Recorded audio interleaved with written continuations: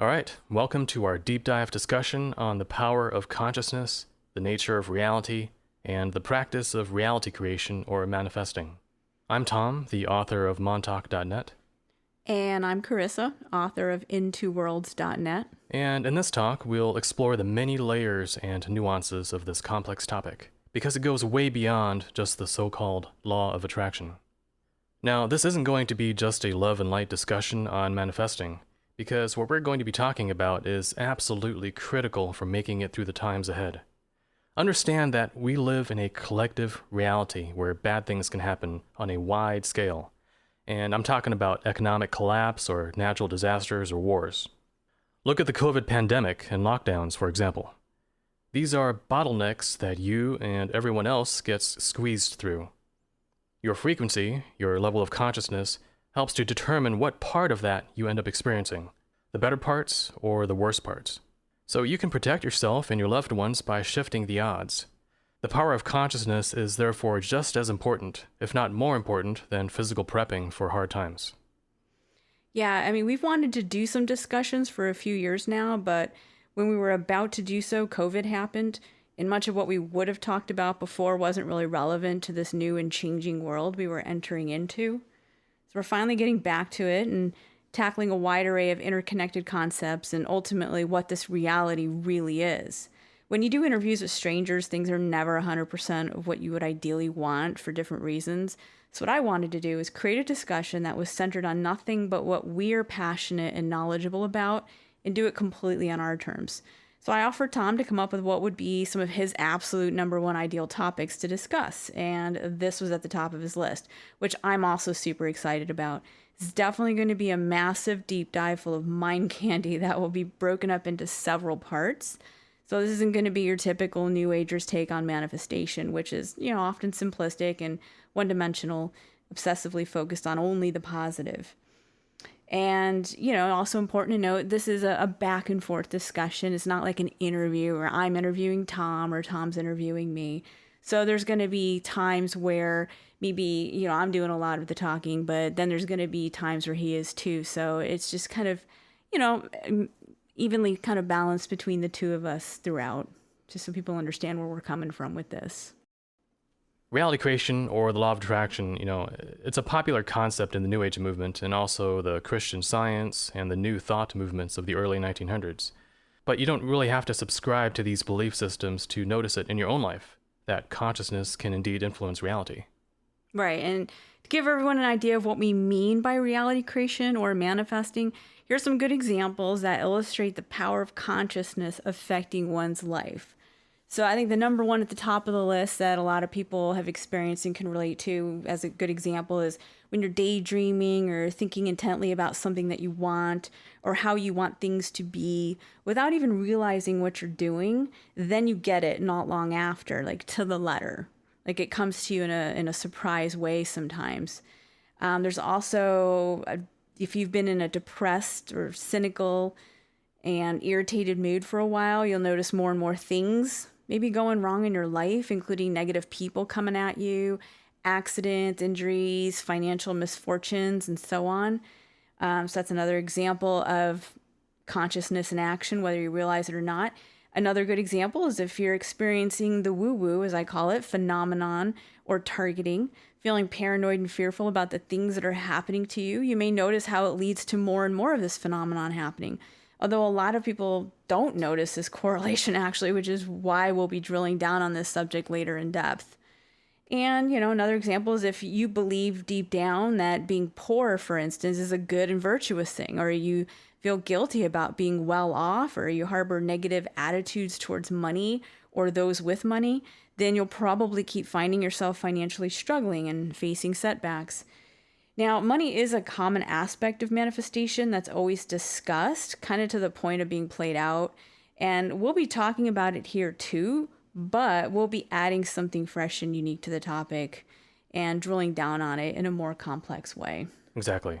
And to understand what's really going on in these cases, we'll start by exploring the concept of personal frequency, or vibe, which is essentially an energy pattern that we emit through our thoughts and emotions that can attract or repel certain experiences and circumstances in our lives. Now, we can intentionally project this energy field to influence reality in a specific way, or we can simply hold a certain frequency or mindset and let things flow accordingly. So there are two different modes, which I'll be talking about quite a bit. Now, of course, the big question is, how does that all work, and why do some people have more success with it than others? We'll get into the idea that positive thinking alone isn't enough, as there are plenty of deeper factors that we need to consider, like subconscious ego issues, negative entity interference, physical cause and effect, and higher metaphysical things like destiny and karma. As we explore this topic, we'll also touch on the different states of consciousness and the role that beliefs and attitudes play in shaping our reality. We'll address common criticisms from both the religious and New Age perspectives, and we'll discuss the importance of taking responsibility for our own lives. Another important question is, what are the limits of reality creation? Do we create our realities 100%, or is there something else that is creating most of it for us most of the time? And what does that say about the nature of linear time? We'll get into how the past is not necessarily set in stone, and that memories can be fluid. And we'll examine how reality functions like a collective, consensual thought construct, and the role that that plays in shaping our personal reality. There's so much to unpack when it comes to consciousness and reality creation, so let's start off by getting a better idea of what we really mean by personal frequency or vibes. How would you explain it, Carissa? Well, in my gang stalking versus hyperdimensional matrix attacks article, I defined personal frequency as the following. So this is an exact quote word for word of that I'm taken from my article. I wrote, your personal frequency has to do with your personality. It encompasses the way you react and respond to everyday life situations, people, and the world around you, your general emotional state, how sensitive you are, your thoughts, beliefs, and expectations, whether conscious or unconscious, how strong your ego is, etc. Which means your overall personal frequency can change throughout your life if you learn and grow and alter thought and behavioral patterns. So it's not fixed in stone. It can change literally overnight, depending on how sudden and deep one's shift in awareness goes. Typical, like quote unquote, low frequency traits that most of us experience at some point are fear/terror, paranoia, anger, hate, being critical/judgmental, wishing or inflicting harm, violence, destruction on others, bitterness and resentment, guilt, shame, sorrow, and despondency, self-absorption/narcissism, etc. Basically anything that doesn't come from a place of love, wisdom, higher understanding, service, and connection to all. Again, like we've all experienced items on that list, myself included, so not to come across as holier than thou. This isn't a lecture about what's right or wrong, but rather to explain that there are various ways of being, and those ways of being affect everything about the lives that we draw to ourselves and the things that happen to us. Right, exactly. It's generally about your mindset, your outlook on life. And in addition to that, it's also about your character or temperament. In other words, your reactivity profile, how you react to the opportunities and situations and events that come to you in life. Because, it's just like one bell being struck by a mallet versus a different kind of bell. They're both going to be ringing differently to the exact same strike. And the same thing with each of us, we all have our certain resonance reactivity profile. And so when something happens to us in life, one person's going to react one way and another person will react the other way. And that resonance profile in itself seems to be what attracts certain experiences. So why one person attracts one thing and another person attracts another thing. It has to do with your general overall vibrational resonance reactivity profile, as I said. So, that ties into also your subconscious thought patterns. All the things that you're not conscious of on the surface, but underneath, it definitely influences your thoughts, and it most definitely influences how you react to things. Because the reason why one person might react horribly to one situation and another person might be extremely calm is because subconsciously, they've been conditioned in different ways in life. And not just in this life, but also in past lives, which we'll get into as well. So that's what it's really about. It's about your overall emotional climate and the subconscious patterns that shape how you react to things. Now, related to that is also the different kinds of cognitive filters that you have on your perception. Because if you're depressed, for example, you're not going to be seeing the same things that someone else will be seeing who's in an extremely high vibe, right?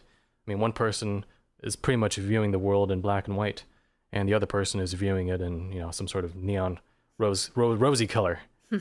And, that also affects the resonance pattern overall. It all contributes to the same thing. So yeah, I mean, essentially, it's just your overall system characteristics of your beingness or your essence. Now, one technical thing that this ties into is the idea of your quantum resonance spectrum, your probable future feedback profile. These are technical terms that I use just when I'm thinking about the subject myself to try to figure out, like, how can you approach this from a more physics perspective? Because in quantum physics, it's known that probabilities, they're out there in this nebulous cloud, which they would call the wave function. And when the observer interacts with that reality, it kind of collapses, or part of it gets picked out that becomes a singular experienced reality. But the one thing that quantum physics never really addresses is what decides which of those realities gets experienced. It just talks about you measure something and then you get a random thing that just pops out of it and that becomes your reality. Well, it's not that simple, because the observer, him or herself, the quality of his or her consciousness is what affects which one of those probabilities becomes experience. And that's what we're talking about here. So when I mentioned this whole idea of probable future feedback profile, the reason why that's important is because in quantum physics, it has been discovered that you're not only interacting with the wave function that's in front of you right now in the present, but also the part of the wave function that extends far into the future and into the past as well. So the future and the past are both interacting with the present in a very interesting back and forth through time feedback loop.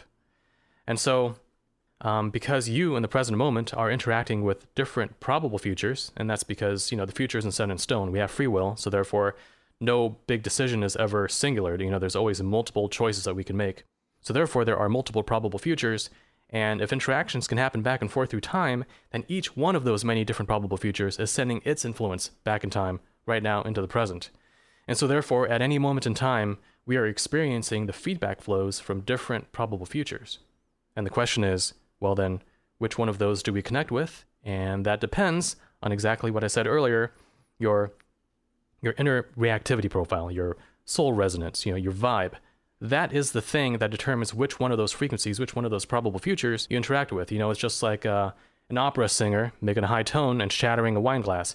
In order to do that, she has to hit the exact right resonance frequency of the wine glass in order to transfer energy from herself, her voice, to the wine glass and make it shatter. So likewise, when you are moving into the future, which one of those futures has a frequency to it that matches your resonance frequency right now is what ends up motivating you intuitively, emotionally, biasing your thoughts to start heading towards that future. And likewise, conversely, what energy that you put out resonates with that future and energizes it and makes it more probable. So there's this past-forward feedback flow using the principles of quantum physics that helps attract futures that are ultimately resonating with us. Now, this idea of a person's vibe or quantum resonance spectrum or energy field frequency, it's not a subjective thing because pets, little kids, and psychics can sense it in another person. It's not just how you perceive yourself. It's an actual objective, qualitative character of your energy field and your psyche and your beingness and your essence. Even someone who is out of body, for example, when you're out of body and you're looking at another person or an entity that can't even be seen with the physical eyes, oftentimes you'll see the entity as either glowing in a white light, for example, or maybe more of a bluish light or a dimmer light, or dark brown, black, maybe the red glowing eyes. Yeah, like I have not even OBE stuff, but I had actual real life fully awake entity experiences, and there's absolutely something to that. I began to notice a pattern after enough of these experiences that the negative ones, it's just a cliche. They really are black or dark brown, like very muddy, and or just like really dark black. But good stuff was actually, it was funny enough, they were like a light bluish white, if they were just kind of neutral. entities that were neutral, like bluish white, or actually just white, like a white misty colored. And there's definitely some stuff with gold in it too, you know. So yeah, there was definitely something to the colors that indicate the nature of a being, positive or negative. It affects how you can see them, even when they're not like a full physical being. Yeah. Yeah, when you look at a person, even without psychic vision, without being in an OBE state, subconsciously, you're perceiving that too. Subconsciously, you're perceiving the dark black energy field or the golden white energy field. Yeah. I mean, obviously, if you're clairvoyant, you can see more subtleties of that. You can see different structures in the energy field, different colors at different parts and different times. You know, it's a very dynamic, multi-layered system. But in general, you know, a person's vibe or frequency field it's not a psychological subjective phenomenon like that. There's a definite objective component to it, and you know, whether we sense it just subconsciously as part of our intuition, or we see it directly through having an open third eye or being in an out-of-body state, we can definitely see it in another person, animal, plants. You know, everything has a different energy resonance profile, and we have it too, of course. So that is what ultimately determines what we attract in life, because it's like a radio tuner. You know, a radio can be tuned into different frequencies, and so depending on your vibe level, you're going to both absorb and emit different kinds of frequencies depending on what your vibe is. Now, of course, is it really a vibration, like when the New Agers and hippies call it, you know, hey man, I don't like your vibe, or you know, he's got a good vibe? Is it really a vibration? And if so, then what exactly is it that's vibrating? Because, you know, for all we know, it's not actually a vibration. It's more like, well, I guess in a sense, technically everything is vibration. Whether you're talking about heat, energy, color, I mean, even smells on a quantum level are vibrations. So yes, you know, a person's so-called vibe isn't in fact a vibration, but a vibration of what? And from what I can tell, most likely, as far as like you being able to measure it, it would be a vibration in the rate of time itself. So imagine if you held a clock up to a person and you had like a very strong microscope that could focus in on the second hand of the clock. I mean, this is all just figuratively, but if you could zoom in enough, you would see the second hand vibrating back and forth as it travels in a more smooth way around the clock when you zoom out. And that's because the time rate itself is vibrating. And if you look at physics like general relativity or special relativity, Einstein's theory, that is essentially a gravitational wave, because gravity affects space-time, and space-time, as you know, it affects time itself, the time rate. So when we're talking about the time rate vibrating, we're really talking about the fabric of space-time vibrating, or gravity waves, or what in electromagnetism they would call longitudinal waves. These are all different aspects of the same thing, and they can all affect the very structure of space and time itself. Now, if you're a believer in the idea that the universe is made of ether, like some sort of etheric medium, then ultimately we're talking about etheric waves. So that's what I believe the energy field that we have is ultimately made of. It's a complex pattern of etheric energy vibrational patterns. And that somehow interacts at the quantum level with the future and the past and other people's energy fields in this very, very complex dynamic energy system. And that's why I think our thoughts ultimately end up influencing reality, because our inner world is connected to the outer world through this common etheric medium, which is heavily interfaced with consciousness itself. So that's just a little overview of some of the physics behind this, just to illustrate that it's not all just psychological or New Age metaphors that we're using here. I mean, these are actual objective principles that I'm sure if we had another 100, 200 years of study of this field, we would be able to get it down to a mathematical science. But all we have for now are personal empirical evidence and anecdotes, and that's sort of what we're drawing from here when we're having this discussion about this topic today. Right, yeah. So how does reality creation work? What are those just basic principles of manifestation? And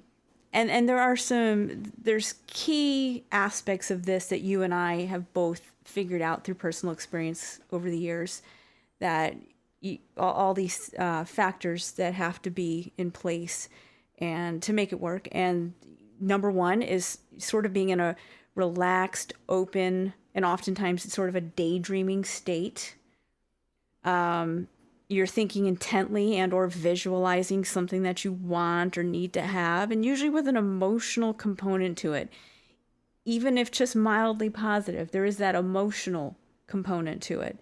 You don't have any subconscious or unconscious blocks happening that contradict and give mixed messages. This is important. It doesn't violate you or others' free will or mess with your destiny in some way.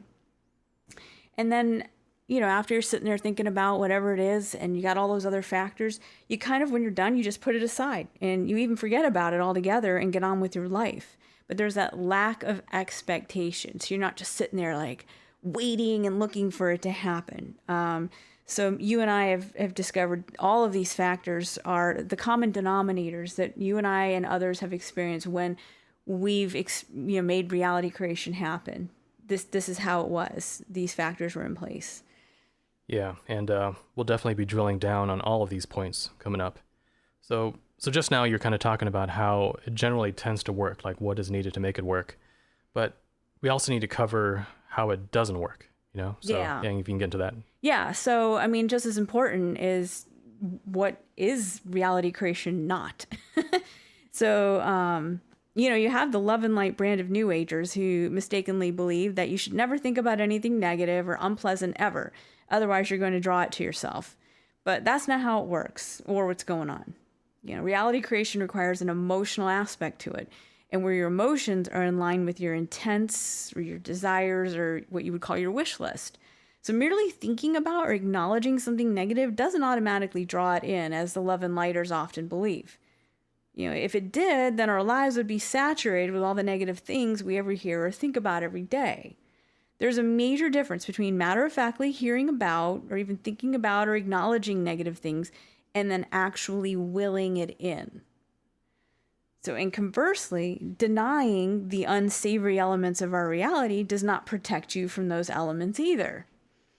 So there's a difference between head in the sand and putting oneself in, stupid situations and leaving oneself wide open for victimization due to naivete or lack of personal protection or planning, versus taking protective and precautionary measures and being sensible and smart about one's surroundings and the situations they put themselves into in a matter-of-fact way. And while also keeping one's personal frequency up and engaging in positive manifestation techniques. Covers all bases. It's the best of both. Because there may be those mass timeline bottleneck events that you touched on earlier that happen, which, regardless of our own personal reality creation attempts and frequency, we may very well get pulled into, which we'll be getting back to in a moment. It's kind of obvious in hindsight and looking back on my experiences that denial keeps you from attracting it vibrationally. But at the same time, denial also opens you up to it by attracting it opportunistically, right? Yeah. So if you're not thinking about a negative event, like let's say you're going on a road trip and there's a potential for your tires to get blown up because, they're getting kind of low and you haven't bought new tires in a while, there's a good chance that, yes, your tires could blow out.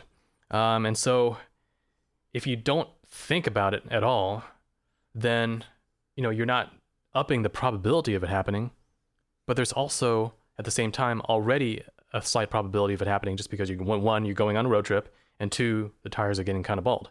So there's already a chance for that to happen opportunistically. It could be a nail on the road at some point, and it'll just happen to puncture right through, and then you get a blowout.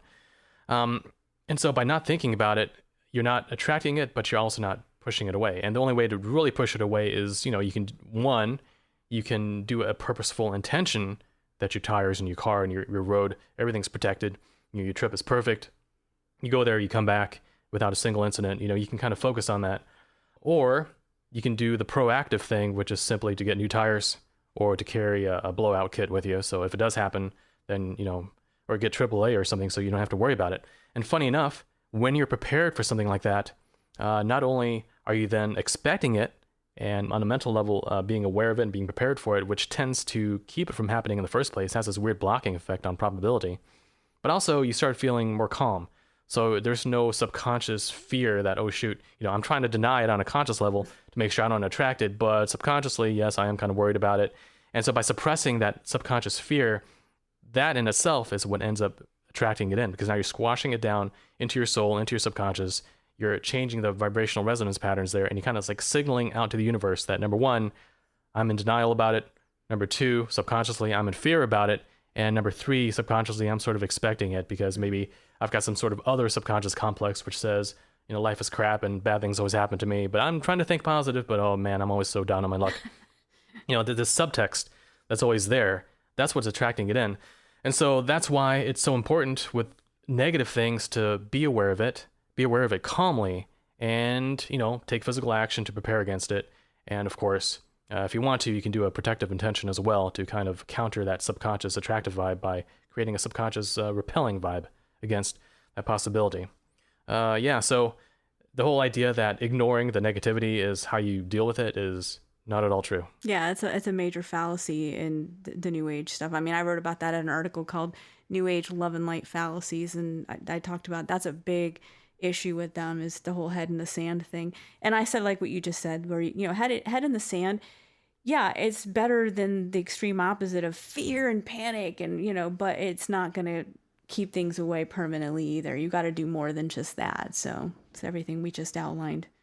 Yeah, now the next thing we should get into is addressing the skeptics and the naysayers, because it's a controversial field and, there's many problems with it. So yeah, let's get into that. Yeah, I mean, a lot of the skeptics, the number one thing that you always seem to hear, and I know I've actually directly heard it from some people firsthand in real life, is, just the idea of like things about natural disasters, war, big negative events in general, and how that somehow proves that reality creation isn't real. But especially, I've always heard this one, what about all the poor, starving kids in Africa? Did they make their own reality? Like that just seems to be the classic comeback. But like we were just saying, things are going to happen on the timeline to the greater collective, pulling us along into the bottleneck. And, I can actually say on a side note, I read a story a few years ago, speaking of the whole poor, starving kids in Africa. It was about an African girl who was in an orphanage, and in the orphanage there was magazines and things and books and reading material. And she became fascinated with these images of ballerinas that she was seeing in these magazines, and would just obsessively focus on those images and the idea of being a ballerina. And lo and behold, it's a long story. The bottom line is, fast forward a few years, she was adopted, is out of the orphanage, and is now studying ballet thanks to her new life, and became a ballerina. So we do have the ability to influence our own individual lives, but at the same time, we are still part of the greater collective. And that greater collective can get swept up along in big mass events, from wars to famine and poverty and things like that. So you can get pulled into the bottleneck. But, we can reality create and manifest our own bubble of reality within that greater collective. Yeah, because it's important to remember that we do live in a shared reality. Yeah. If we didn't live in a shared reality, then there would be no consequence to what we're doing to anyone else. Right. There would be no need to help anyone else because no one else is real. Just you, and like a dream world. What's the difference between a dream and the waking world? In a waking world, you most definitely have other real consciousnesses. They have real spirits that reincarnate, and what you do to them creates traces in their destiny and in their life path going forward through countless lifetimes. They have real consequences here. So we live in a shared reality, but at the same time, our reality is also co-created, right? Mm-hmm. So what the collective decides to do, it's almost like voting for an election, right? For someone who's going to be in charge of everyone. It's going to affect everyone. And so you can influence your part of this reality, but your part of reality is also part of the greater reality. So what happens in the greater sense also affects us on a personal level, and we just have to be mindful of both, our part in co-creating with it, and also, unfortunately, our subjugation to some of the more physical or difficult aspects of what that happens to the greater collective that, we're part of. Right, exactly. So, our personal frequencies and our concerted manifestation attempts can and do, they help mitigate the effects of those mass level events. So we can come out on the other side of the bottlenecks better off than others might due to our personal efforts. Yeah, and actually a simple example of that would be, for example, the Indian Ocean tsunami. Remember? Yeah. Yeah, I mean, that if you look, you got thousands and thousands of people living on the coast when it was happening, and the tsunami was hitting. So it was a mass event. You know, it was a mass collective event, and you know, that includes both the natives and the tourists.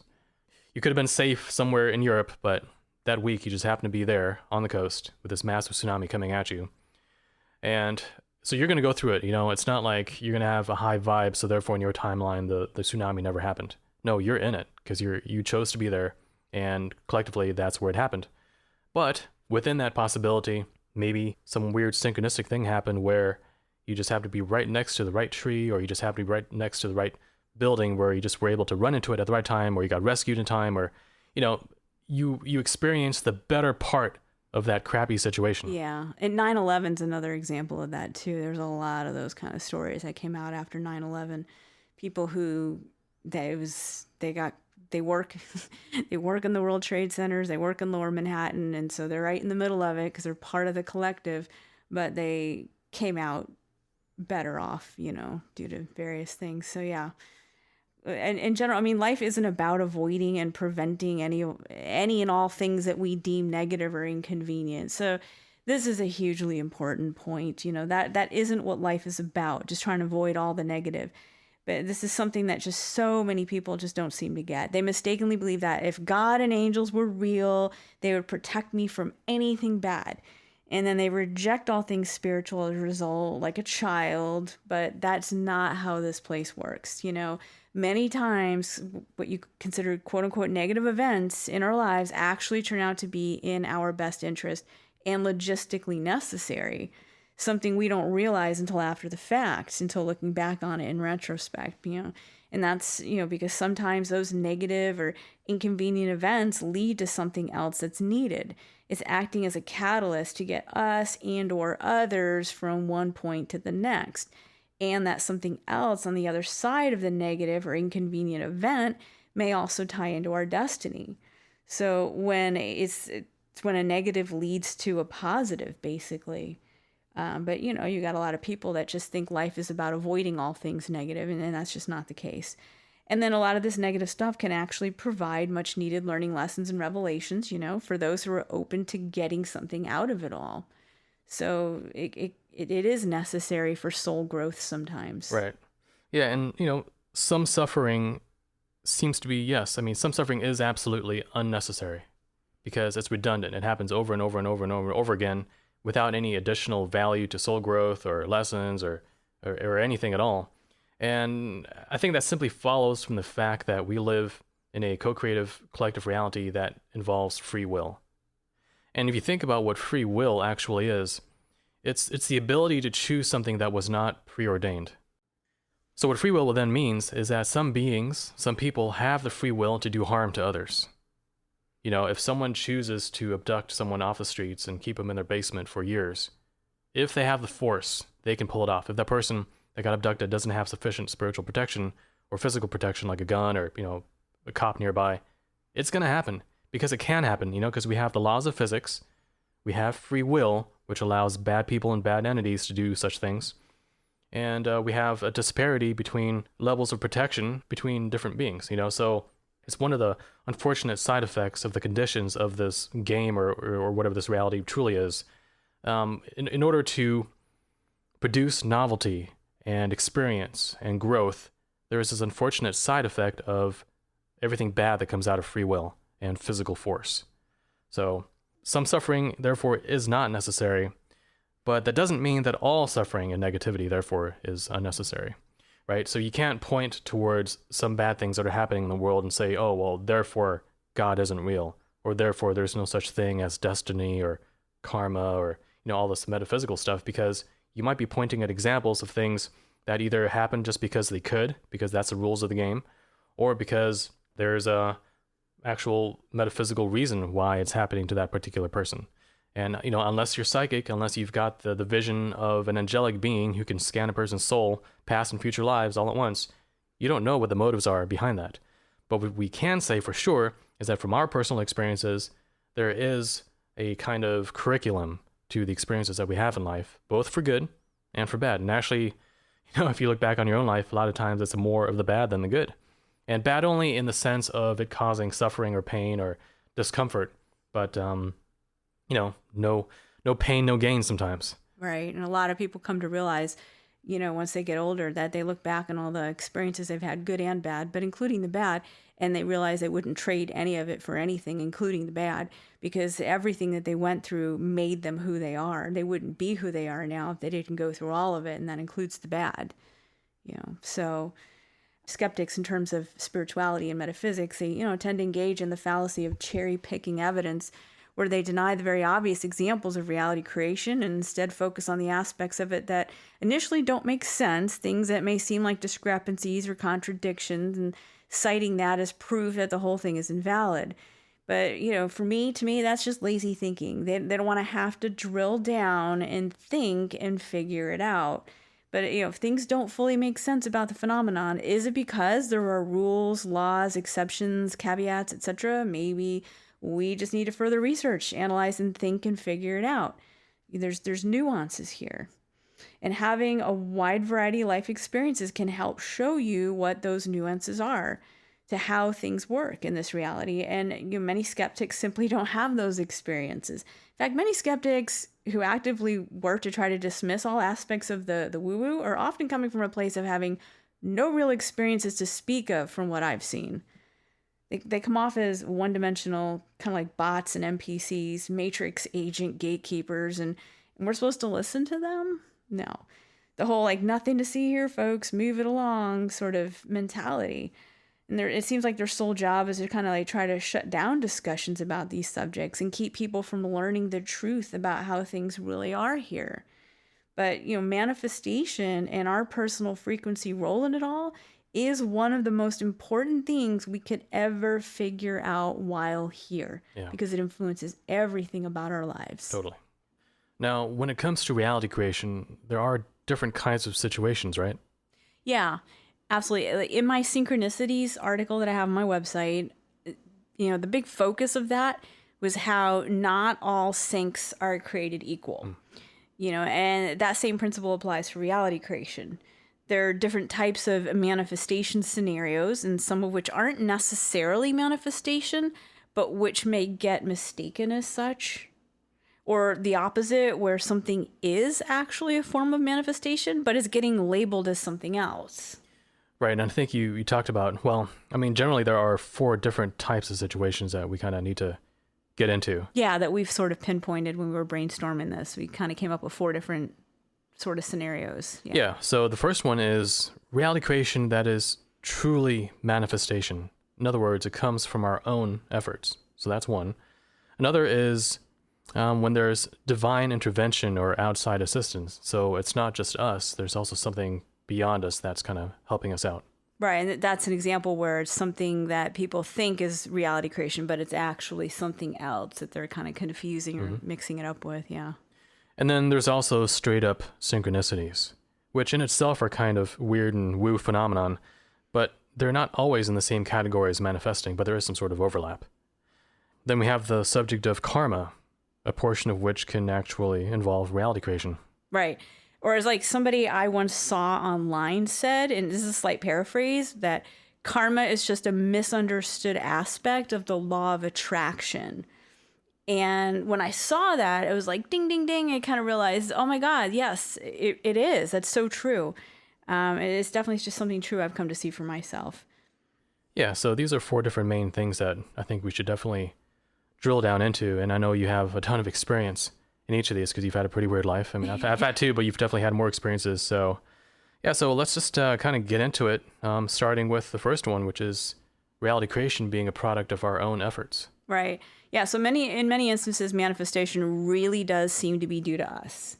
It's either by our intents, usually through accidental daydreaming, something we touched on earlier, or it's by changing our vibes and personal frequencies. Now, I got some really good examples of things that are through our own intents. And I have to say, reality creation by my own intents for me started as a kid I was 4 or 5 years old, and I'd always be wishing for balloons because I was just little and I just thought balloons were so cool. So I would like, look at the stars and you wish on the stars for a balloon. But each time I would do that, I'd always get one the very next day in the weirdest of ways, just like out of nowhere. When my parents would take me somewhere, all of a sudden I'd come across a balloon. Another instance, it was on a field trip in kindergarten to a farm. I don't even know how there was a balloon there, but I wound up with a balloon. Because somebody next to me had one, and then he just turns to me, he's like, hey, would you like this balloon? And I was like, okay, because I had just wished for one the night before. So that's kind of like funny enough and cute enough where it started for me, wishing for something and then getting it immediately within the next day. And then, as an adult, I've had some pretty interesting experiences with this. Another good example was in 1994. I was looking for a room to rent. I was living in Southern California in South Orange County, and I was looking through the Penny Saver trying to find a room for rent and going through all the different ads. And, each ad would mention different things that you'd get with the room. So I started kind of putting together a list in my head of what the ideal room for rent for me would be that I would want. And I had this thing where it was like, I want a master bedroom size room. I wanted to have its own private bath, a walk-in closet, a vaulted ceiling with the skylight, and a balcony. That would be awesome. And I want it to be no more than $400 a month. And keeping in mind, I had no knowledge of reality creation or any of this back then. I didn't have a clue. So I'm just literally just having innocent thoughts, but with that emotional intent behind it that we talked about earlier. Just intently thinking of what I need, what I would like. There's a little bit of an emotional kick behind it. And it's not so far-fetched that it can't happen, and it's not violating anybody's free will or destiny.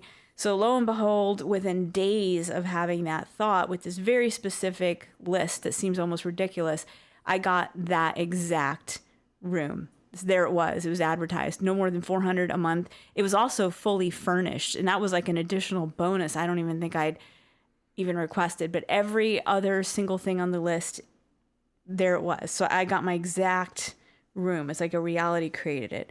Another really weird example was in October 2001. I was getting ready to leave Southern California and go up to Portland, and I didn't have a phone. So I was like, okay, I need a phone now for this next stage of my life. Like, I'd like to have a cell phone, but I don't want to have to deal with contracts, because back then you had to like get contracts a lot of the time for cell phones. It depended on your credit and stuff. And I was like, so I want a cell phone, but I don't want to have to deal with contracts. And even better, I want like somebody to just come to me and bring me the cell phones. I don't want to have to like go out and like look for it. I don't have time or energy. I don't even want to deal with that. And the very next day when I was at work, some like traveling cell phone salesman, swear to God, walks in off the street seeing if anybody would like to get a cell phone through WorldCom Wireless, and no contracts required. And it was a really reasonable rate. And by within an hour, I had a cell phone, no contract, really reasonable rate. He had come to me. It was just verbatim down to the letter, everything I had thought, with that, again, the little bit of emotional kick behind it, what I want and what I need, and there's that emotional thing. And I had just put it aside like that. Again, that those keys that we discussed earlier, the factors that kind of make reality creation happen is you just sort of, you put it aside when you're done thinking this, and you don't have expectations. Same with the room for rent. I just put it aside. Just, this is what I want. This is what I need. The emotional intent is there. Very specific list, meets the criteria, put it aside and move on with life. And then it happened. So that was another good example. And then when I did get up to Portland, after a few weeks of being up there, I decided it's time for me to get a job. So I signed up with a major national staffing agency that I had been registered with back in Southern California. It was called Manpower. And so I went in to meet with them, interview, and discuss potential jobs. And unfortunately, being that it was November of 2001, right after 9/11, going into the wintertime, and in Portland, which doesn't at the time have as good of an economy as Southern California, I'm being told that the only kind of jobs they really had were for office admin stuff that I was looking for were only like $9 an hour, just general office clerk. They didn't have anything higher that I was looking for, which paid more. So I just kind of, okay, shook my head and accepted it because it is what it is. But inside my head, I'm thinking, but I need at least $12 an hour. I need something higher. But I agreed, and like, okay, sure, if you have a $9 an hour job that comes through, fine. But I'm thinking I want 12. And I didn't say that to them, but I'm thinking it intently with, again, that emotional thing. And it's not something so far-fetched that it can't happen. Sure enough, 24 hours later, the next afternoon, I'm getting a call on that cell phone that I reality created. And it's this agency letting me know that a $12 an hour full-time job had just come across their desk, basically, for Blue Cross Blue Shield of Oregon. They were offering it to me first because, I tested well and interviewed well with them. So boom, within 24 hours, I had my full-time $12 an hour job. And that's the job I had for my entire 3.5 months I was in Portland. It was a temp gig, and the temp gig ended literally the day before I was getting ready to leave Oregon and go back to California. So it all worked out completely perfect, almost too perfect. So it was a little odd.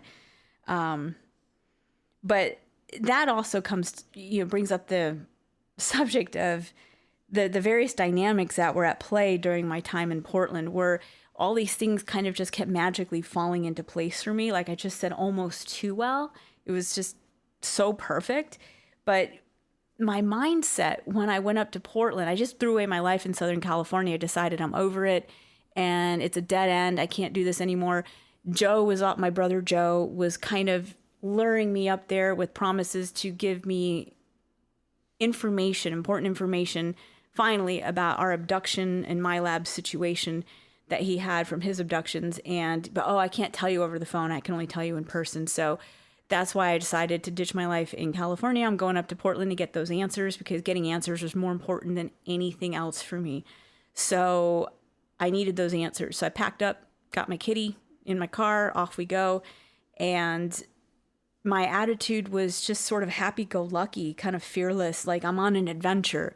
So it was kind of a childlike mindset where I'm calm but confident. And it reminds me of like in the tarot deck, like the Fool card, just sort of bopping along and like literally stepping off a cliff and having no idea, but just like la la la. So I was just kind of full of this fun, childlike, fearless adventure mindset. And I think it helped because I was so positive and not scared or anxious about all this life change. It just kind of kept my vibe very up and kept me open to being able to pull through to myself all the things that I needed to survive while I was up there and make everything as smooth as possible in what otherwise could have been a very negative situation where things went off the rails very quickly. And instead it worked out perfectly, almost too perfect. So it's kind of weird. Well, that's pretty interesting, because a lot of times when you read these books or videos and people talking about how to reality create, how to manifest, they always give you the typical routine, which is, visualize, immerse yourself in it very hard, muster all the emotion you can, all the intention you can. And, it's almost like doing magic or something where you're trying to will something into existence. But in those examples, you weren't even trying hard. You were just already in a sort of a flow state, like a positive flow state. Exactly. Right. And, you were just kind of thinking, hey, it would be nice if this or that. Right. Yeah. Like, that's great if you got a $9 an hour job, but it would be really nice. I need the $12 an hour job full time. That's what I need. Yeah, exactly. You weren't divided within yourself. You're very earnest, very direct with what you needed or wanted or kind of thought. And you mentioned the whole like childlike attitude. Yeah. Right. That's super important, because a lot of times people are trying to will it into existence from a place of frustration or anger. Like, yes. Right. Like, I want to be rich. Like, damn it, I've been so poor my entire life. Exactly. I'm going to make this happen. Like, trying to apply this as like willpower to try to bend reality to your will. And that's almost sorcery in a way, if you think about it. And we'll be getting into that actually later. Yeah. Yeah. Now, and like in my case, I have experiences, but not as much as you do. But one that kind of stood out to me was, so back in Charlottesville, it was like, I don't know, 2008 or 9, something like that. I was thinking to myself, hey, you know what? It would be really nice if I had I need a mirror to like practice speaking, and it helps to get feedback as you're talking. So I want like a square mirror, and I wanted to have a green border, because green is like the heart chakra, right? So I wanted to like reflect the positive vibes. So I was just kind of thinking about it anyway, and then I forgot about it. So later that afternoon, I was looking out the kitchen window and I saw my neighbor was moving out, and it's moving all the boxes out and everything, and paid no attention to it. And then an hour later, I looked out there, he was gone. And on his front porch, he had left a square mirror with a nice frosted glass green border around it. He just like left it there behind for anyone to take. So I'm like, okay, well, that's what I needed. That's what I wanted. So I went out there and I brought it in and I hung it up, and yeah, it was perfect. Yeah. You know, that's one of that's one of the examples that I have for that, because I wasn't trying to make it happen. Right. I was just thinking like, hey, it would be nice if I was like in a sort of like a daydreamy after like a alpha state. Right. It's exactly like the state I was in when I manifested that room. I was like, this is what I really like. You know, after reading all these ads and compiling my ultimate list in my head, this is what I want. And then boom, you know, I got it. I had a weird example and then after I left Portland, I just, you know, decided to go to Fort Lauderdale now. And so I arrive in Fort Lauderdale and I have a motel room I'm staying at while I'm job hunting and apartment hunting and getting myself situated and all that. And I was just walking around on the A1A in Fort Lauderdale, you know, trying to figure out, like, I'd looked at the job ads and stuff in the Sun Sentinel, but I was kind of looking for like a waitressing or a cocktailing gig because it's fast money. You get hired and start making money right away. But I didn't really know where to go, like who's hiring and where are the best places. So I was thinking intently as I'm walking on the sidewalk on the A1A, just kind of thinking intently to myself that, you know, I need a local who can just tell me where to go and who's hiring, like somebody local who knows these things. So, you know, flash forward to like 10 minutes later, I decided, you know, I'm at the Walgreens at the A1A, and I think it was Oakland Park Boulevard. And I'm sitting on the trunk of my car. I'm on the cell phone that I manifested. And I'm talking to my friend Mike back in California, and we're just chatting. And when I got off the phone and I hopped off my car, I was kind of deciding that, all right, I don't know about this Florida thing. It was a stupid, impulsive mistake to come here driving across the country. I think I'm just going to hang out for a week and then go back to California. And, you know, I was caving into fear, you know, about, I don't know what oh my God, like it's kind of starting to get overwhelmed. But keeping in mind the thought I'd had earlier about I want a local. So all of a sudden this friendly guy named Rick approaches me, and he just was like, so you want to be a waitress? And I'm just looking at him with big eyes, and I'm like, yeah. He's like, oh, well, let me show you where to go. And he just starts telling me about the different restaurants and bars that were there on the A1A around Oakland Park and up into Commercial Boulevard that were hiring.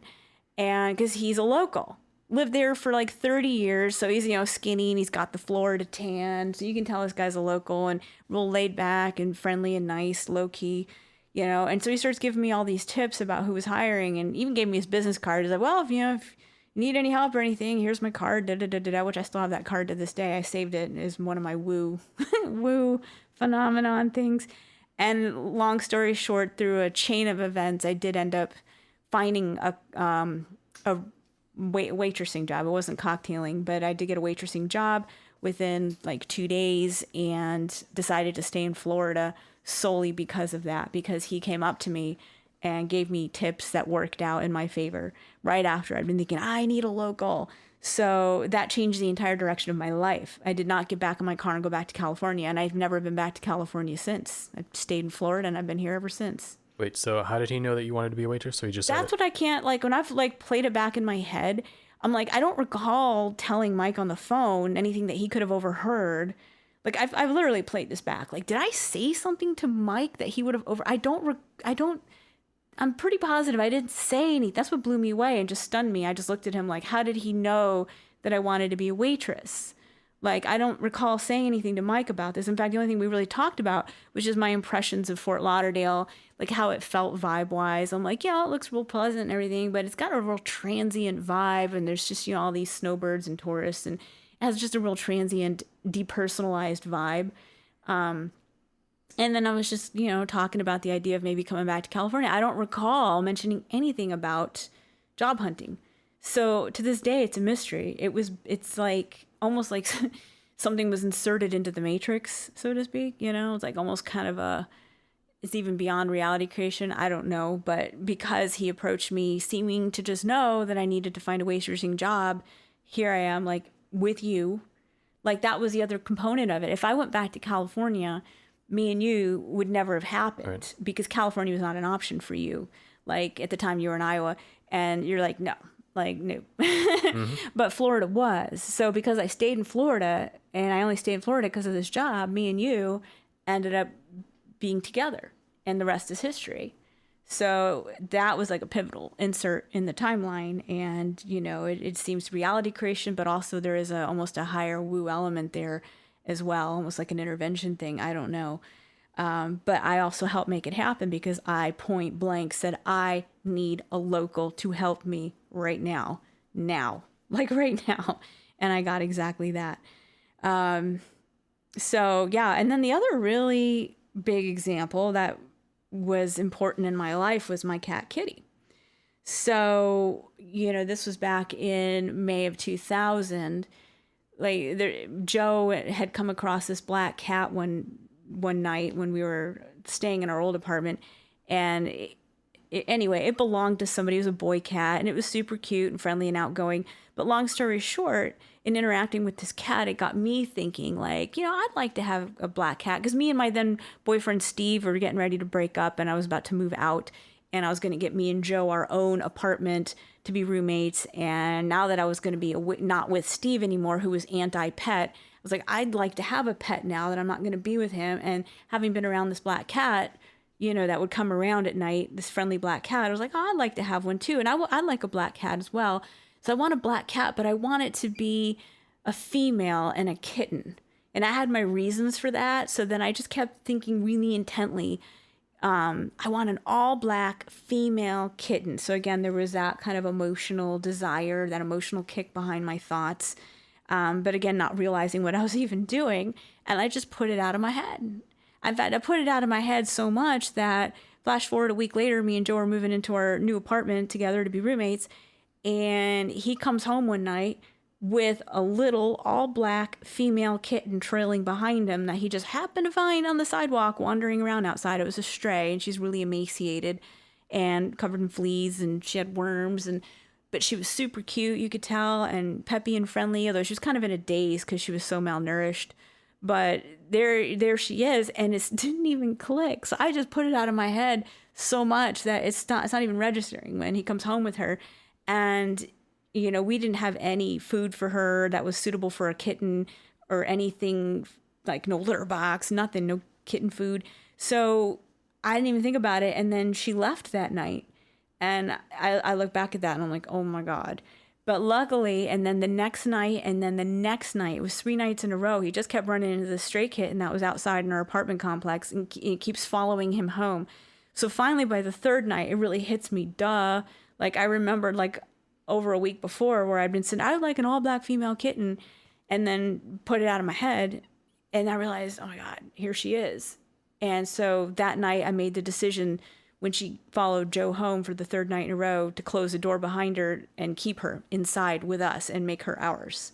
So I took her in, and again, the rest is history, because she ended up being my cat for the next 13 years, pretty much. So that's the infamous Kitty I talk a lot about on my website, and that's how that came to be. So she was reality created. But the thing about her was that it's not even just like a normal cat situation. This has got a whole other element that's interesting and important to mention, is that it kind of overlaps with the idea that my own energy was being put into this creation that I manifested. So it didn't... I didn't recognize it right away. It took me a few years, but I began to eventually realize. I mean, I could always tell she was not a normal cat, and other people could see it too. Like we talk about it like being kitty people face. So she kind of had almost like human expressions in her face, and she was super smart and friendly and sensitive and super cool. But there was just something else going on with her, and even strangers would recognize that about her and comment on it, that she didn't seem like an ordinary cat. There was something extra special about her, and you could see it in the face. It was like kind of like almost like people-like expressions, and almost like a people-like energy going on in her eyes. And the more years that I had her, and seeing her personality develop, I would always joke to you, without realizing that there was probably truth to this. It was like, oh my God, it's like if I was a cat. Like Kitty, it's like me, but like in a cat. Like all her personality traits are like me. It's the stuff I would do, or the way I react, but in a cat. And it wasn't clicking right away, but I began to realize eventually there really seems to be something to that, putting it all together with the whole kitty people face thing and the things that strangers had even commented on about her. And then I began to realize that it is almost like you're actually the one who said it first. You're the one who put it together. Yeah. You had said like that I probably manifested her, and it's almost like a piece of my own energy went into her, pulling her in on the timeline. And the thing is, she felt different to me than any other animal, or especially cat, that I've been around since then. I've been around a lot of cats, and none of them were like her. So I had like a psychic connection with her. Just being psychically connected to her. I was like almost psychotically possessive of her, with this connection to her that's not even normal. And I had some psychic instances with her, including one time where I could see through her eyes what she was seeing. I could feel her psychically. She could feel me. It was like we're a lot of times just plugged in and sharing the same brain. So there's a lot of stories about that. But she had a psychic feel to me that I've never experienced with any other animal, and can't seem to experience with any other cat. Like almost like there was a psychic signature there that was me, so I can connect to it because it's me. I've noticed it in the things that I've either intentionally or unintentionally manifested, that they definitely seem to carry my energy in a way. Just like, except for in your case, it was a living being, it was a cat. So I think it's more obvious, because you're literally creating something out of the sea of probability using your energy. So of course, I mean, what other energy would it have other than what you put out there? It would have some of it. I mean, of course, it's going to have its own separate animal energy too, right. Part of the animal. She's always like a cat, but there's always this extra element to her that was like human energy, like, and again, my specific personality traits. So it wasn't like a normal cat at all, and she was just integral in my life. Like without her, I don't know where I'd be, and it's too much to get into here. But it's basically like a lifesaver. She was like a lifesaver. I saved her life, but she also saved mine, which sounds corny, but it's true. And my life would not be the same without her. Right. So yeah, because if you think about it, if you're in a lucid dream, or just in a dream, and you try to manifest a cat, you might get the cat, but guess what? It's part of your own subconscious. It's part of your own energy when you manifest it in a dream. And our waking reality isn't too far removed from a dream reality either. It's just more of a collectively synchronized, common shared dream in a way. I mean, there is like a more universal, deeper subconscious than our own personal nightly subconscious that creates our dreams. And, the ancients called it the Demiurge, and I'll talk more about that later. But the point is, like, if we live in a collective reality, and if we manifest something, it's only manifesting in response to our energy, our resonance, our intention, or whatever. So as I mentioned earlier, it's going to carry part of your signature in it, Now, another thing I noticed relating to that is that, for example, my mom, she had some hard times, and besides what I could do physically, I would also pray for her, or intend good things for her. And I noticed that if I had intended something for her, whether it's a better car because hers was breaking down, or some sort of a better money opportunity, something like that, when things would get better in response to that, I noticed that it's almost like it fell upon my shoulders to keep up my vibe, my connection to that energy bubble, to keep it going. Because then when my vibe started to falter, over the weeks and months, then everything that I had created for her would start to fall apart too. And then when I would get my vibe back up, it would start getting better for her again. So it's this weird thing, it kind of reminds me of the whole idea of thought forms in occultism, where actually, or even like in Tibetan practices, where people use their intentions, their visualizations, their energies to create these artificial non-physical beings that they call tulpas. Now, these are just constructs within what they call the etheric plane or the astral plane, but the etheric and the astral are intimately tied to the sea of probability that quantum physics would call, the wave function of the universe. It's all part of the same general dynamic. And so when I manifest something, in a way, it's almost like I'm creating a thought form first within the bubble of within the etheric plane as a bubble, and then it would somehow precipitate as physical experience. And it kind of makes sense if you think of reality as a collective dream in a sense, in that, when you're thinking something first you're thinking it within your own mind, but then it kind of seeps through into the more general subconscious that is projecting the entire dreamscape, with all the dream characters and everything that happens there. So it's kind of like a translation from your inner world to the greater inner world of the universal mind that's kind of projecting reality as a whole. So everything in a sense kind of starts as energy. It starts as thoughts. And somehow it can percolate into or translate into the greater mind that sustains existence.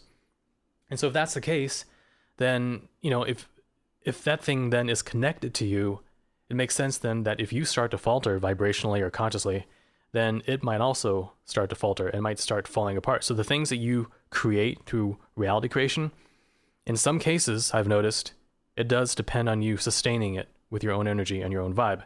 Especially if it's a dynamic situation like a loved one that you're praying for, to be happier, to have less suffering in life. If you're doing that, then it's a unstable situation because they're learning, they're growing, they got their own free will, their own choices, and it's very dynamic. Versus, for example, if you reality created, I don't know, a simple thing like a pair of shoes or a vehicle or whatever, those things, like once you get it, it's just sitting there. It's not too dynamic. It's not like it's gonna disappear into the ether again. It's there. It's like written in stone in a way. So certain things, you reality create it, it's set in stone, and then no matter what you do, it's always going to be there, versus things that are more unstable. Now, in some cases, for example, what was her name? She is this woman. She manifested $132 million in the lottery just by intending for it, like every day for a year. Wow. Yeah. But once she got the money, because she wasn't cut out for that and it wasn't in her field really, like she didn't sustain it, she lost it all within just a few years through scams, through bad investments. Well, that almost touches back onto the black magic spells aspect of it, which we'll be getting back to. But yeah, that kind of almost overlaps because she willed something through just not in a normal, natural way. Just it was almost like spell casting, and so it was kind of derived from a negative place to begin with that maybe was not part of her destiny, and so therefore it backfired. I don't know, just a theory, but off the top of my head. But yeah, we'll actually be getting back to that in more depth later about that whole concept of the black magic aspect of it. Forcefully willing things into your existence that should not be. And it is possible to do that, but it comes at a price. It can backfire big time.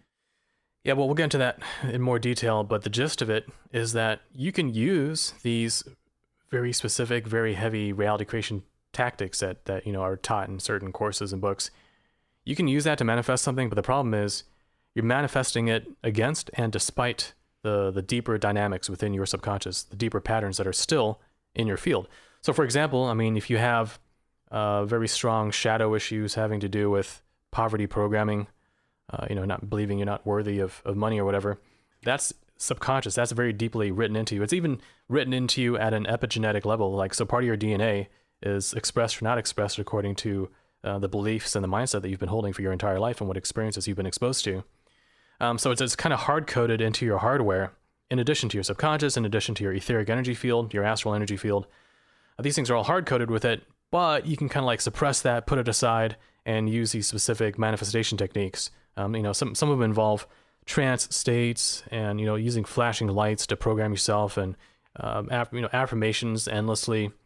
All these things can kind of counter that, but you're only countering it temporarily. So, you can win that $132 million in the lottery, but once you do, and you let up your guard, all that deep black stuff is still there underneath, and it's going to then start working against you. So it's like, it's kind of a poetic thing. It's like using magic to manifest something, but then something happens and the magic gets pulled away and then the thing starts falling apart. I don't know. I think I've seen that in movies or fairy tales. Mm-hmm. Yeah. It's like a Cinderella effect. Yeah. Right. So, so that can happen. But no doubt I've had experiences where simply by changing my vibe, simply by changing my mindset, some very interesting things had happened. And one of the principles behind it is that the longer you keep up this mindset change, the more it goes from mere surface level conscious thought to a subconscious permanent pattern. Okay. The more the momentum builds, the deeper it seeps, and the more it starts leaking into the collective consciousness, the collective subconscious actually, and therefore starts attracting the experiences. So one of them happened, I think it was 2011. or actually 2010, towards the end of 2010. And I did an experiment. I wanted to see how long and how deeply I could keep up my vibes. Like, how elevated could I make my mindset? And the way I did that was by, every time I woke up, every time before bed, and several times throughout the day, I would attune myself. I would attune myself to, positive ideals, whether it's happiness, optimism, joy, confidence, gratitude, all these things. And I would simply close my eyes and center myself on those feelings, those vibes, without any, specific end goal in mind, but simply to immerse myself in those energies until, it felt like I was on emotional fire. Like I was like truly glowing with those energies. And I did it very sincerely, and I did it very, very deeply. And I kept that up for, 3-4 weeks. And, more generally, not as strongly, but still staying on top of it for about 3 months total. And right around the 2 or 3 month mark, this guy, he was a very rich guy. He was a programmer, and he was sort of drunk at the time too. But he I don't know. But the reason I mention that is because he came across my material in this drunken state. So I think things were kind of working through him to make him a little more guidable towards resources that could end up helping him. Because it ended up being extremely life-changing for him. And he was so happy about it. And also he got a very unexpected bonus from his company for programming the stuff that, he had so much money he didn't know what to do with it. So he's like, hey, I love your stuff so much. I want to help you out. So how about if I give you 15 grand? Yeah. How would that sound? So he's kind of in a pliable, slightly inebriated state, but, he's got all this money unexpectedly, and he's already been thinking that he doesn't even know what to do with this money. Then he comes across your stuff. Right. It's almost like you kind of pull each other to each other. You pulled yourselves to each other, and there it is. All of a sudden, he's coming across your stuff, getting greatly helped by it, and he's feeling very, thankful for it. Right. So I told him, are you sure? And actually, I waited 3 days because I didn't want him to be drunk while making this decision, right? I mean, you don't take advantage of people like that. Yeah. Yeah, but anyway, no. I mean, he was totally sober. He was already sober by the time he wrote me the first email. He just mentioned how he came across my stuff, and so we agreed upon it, and we did it. And I was so grateful for that, because little did I know, my car at the time was conking out.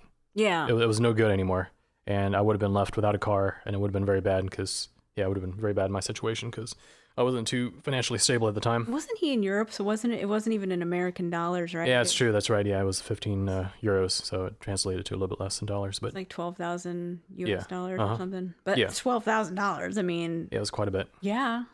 Yeah, so it was right at the time where my car was on its way out. Mm-hmm. And thanks to that, I was able to get a new car that I needed. Yeah. And it served me faithfully for 10 years. Yeah, you had the entire amount paid in cash, because of this guy. Yeah. Yeah, it came at a critical time. So, because if that hadn't happened, then I think it would have been very difficult to get that amount of money or be in debt. And then I wouldn't have written a lot of the books and articles that I did in the years afterwards. Right, you would have all the stress and distraction. Yeah, it freed up the time and the energy to focus on those. I mean, I wrote the Gnosis series not too long after that. So that was very heavy and comprehensive. Mm-hmm. Yeah, so he was a lifesaver. He was like an angel that came in or guided by angels, whatever you want to call it. And it helped, but I think it was only possible because I met reality halfway. It was only by really keeping my vibes up for the past 3 months prior to that I was able to kind of reach that connecting flight, in terms of dimensional dynamics. I don't know exactly how it works, but I do think that I had to be in a certain state to make that probability even possible. Because otherwise it would have been like the trillionth probability, and now it was only the millionth. It was still very improbable, but it was less improbable than it would have been otherwise. Right. I didn't have so much darkness in my energy field blocking it away. It had seeped into my subconscious, deeply enough that it was a possibility that was supported. So that's an example. And I sort of did the same thing several years later. Funny enough, that was the one where I ended up getting a job through a very weird synchronistic set of circumstances. So what happened was, originally, I've been working on this physics theory ever since 2002 or 2003, scalar physics. So I was working on this theory, and I had written a paper, and I merely uploaded it to my website. I didn't even advertise it. I didn't share it, posted it anywhere. It was just on my server. Well, Google had spidered it And so it was in the Google search engine. And then some guy found it doing a Google search. And then another guy found him talking about that paper, right? So this other guy, he ended up becoming my good friend. And he founded a company with his friend who was an investor. They founded a little tech startup that was named after one of the key concepts in my paper, all right? So I didn't know that this was all happening until one day I got a message from this guy saying like, hey, you know, we came across your paper and we're doing a tech startup on free energy. So since you wrote this paper, how would you like to join us and be part of it? So I ended up getting hired by a company that only existed because of a paper I wrote and didn't even advertise many years earlier, you know? Yeah. Yeah, and that paper, I remember it was like, it was funny about that on a side note, was like you would go long periods of time where you would actually forget about it and you would just suddenly remember about your physics theory and resurrect it and start working on it again. And you'd get into this mode for a short bit of time or however long and make a lot of progress on it and then put it aside and work on your articles and other stuff and your books. And then you'd remember it again. And it was this thing that almost like in a dream where it just comes and goes and comes and goes in your reality. And you'd remember it and then forget it, put it aside, remember it. And then it finally was finished or whatever and then was out there. Mm-hmm. Yeah. But once again, that situation only happened because for about a month this time, I was once again trying to hold my vibes up as high as I possibly could. And then once you do that, like once you do that mindset or vibe shift change for, I would say at least 3 weeks, it's right around the 3 week mark. That's when really weird miracles start to happen. Like in big ways, like life-changing ways. You know, I'm 3 months even more. But yeah, I noticed it's right around the 3 week mark. So I was beyond that. And, you know, you just get an email out of the blue. You never know what it's going to be. You never know how it's going to happen. But yeah, so that was interesting. And I was with that job for a year or two, doing engineering contracting, you know, doing 3D printing and winding coils, testing things using high-tech equipment, which is really fun because I love doing that. I went to college for electrical engineering and physics, so it was right up my alley. I just didn't want to do it in an academic environment because then, you know, you got the politics and the limitations. You can get fired over having the wrong thoughts, you know, even proposing the wrong theories or projects. So this was perfect. So that went pretty well. And several years later, once again, I was in between jobs, unemployed, but I had money from my previous job, so I was doing good. But right as my money started running out, all of a sudden I get an email from out of nowhere from a guy saying, "Hey, you know, I'm an author," and he was famous. He was a yeah. He was like the #1 bestseller on Amazon for one of his books. Yeah. In one of those categories. So he wanted to join up with me and maybe, I don't know, co-create some courses or some sort of self-help spiritual stuff. Try to make change in the world. Try to put this knowledge out there in a more structured form and offer it in a very affordable manner. You know, not like those $600 courses or higher, which, you know, they have their place, but we definitely wanted to go for quantity this time, make sure as many people could be served as possible. And by the end of it, yeah, I mean, we had about 5,000, maybe 7,000 people. It was like 7,000. Yeah, that signed up for one of these courses. Yeah. And so it changed a lot of lives. It did really well. But then COVID happened, and that kind of sucked out all the funding for it. Yeah. And so the company kind of had to scale back, and I ended up switching jobs from there. But yeah, that was once again another time where I upped my vibe for at least 3 weeks. Mm-hmm. And need also kind of necessitated it. So I was running out of money, but I wasn't really worried about it because things always tend to kind of work out for me. And just in the nick of time, it came through.